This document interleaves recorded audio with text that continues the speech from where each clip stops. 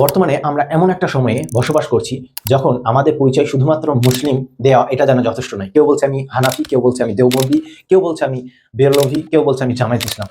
আমার মতো আপনার মতো যারা জেনারেল শিক্ষিত ভাই বোনেরা আছেন তারা যখন দিনে ফেরা আসছেন তখন তাদের একটা বড় ধাক্কা হচ্ছে যে তাদের পরিচয় নিয়ে আমরা কোন দলে যাব, আমরা কিভাবে ইসলাম ফলো করব, এইটা নিয়ে অনেক বেশি সমস্যায় পড়ছে আমাদের মতো জেনারেল শিক্ষিত ভাই বোনেরা। তো তাদের জন্য আমি এমন একটা বইয়ের সাথে পরিচয় করে দেবো যেই বইটা পড়লে আপনার এসব প্রশ্নের উত্তর আপনি খুব সহজভাবে পেয়ে যাবেন ইনশাল্লাহ। তো সেই বইটি হচ্ছে হাজুস সালাফ। বইটি লিখেছেন শেখ নাসিরউদ্দিন আলবানী রহমাহুল্লাহ এবং বইটি সম্পাদনা করেছেন ডক্টর মোহাম্মদ শেখ শহীদুল্লাহ খান মাদানী হাফিজাহুল্লাহ এবং বইটি প্রকাশিত হয়েছে বিলিভার্স ভিশন পাবলিকেশন থেকে এবং বইটির পৃষ্ঠা সংখ্যা 550টি।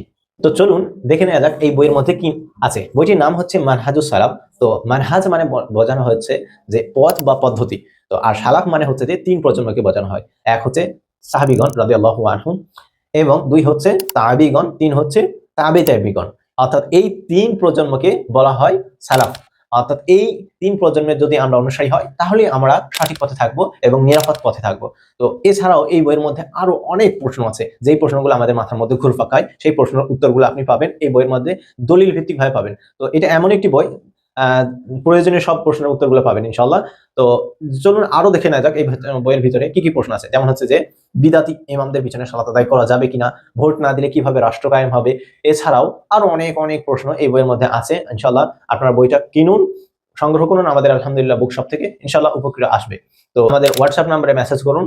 আর পরবর্তী ভিডিও আপনারা কোন বইয়ে রিভিউ দেখতে চান জানাবেন ইনশাল্লাহ। আমরা চেষ্টা করব সেই বইয়ের ওপর ভিডিও বানাতে।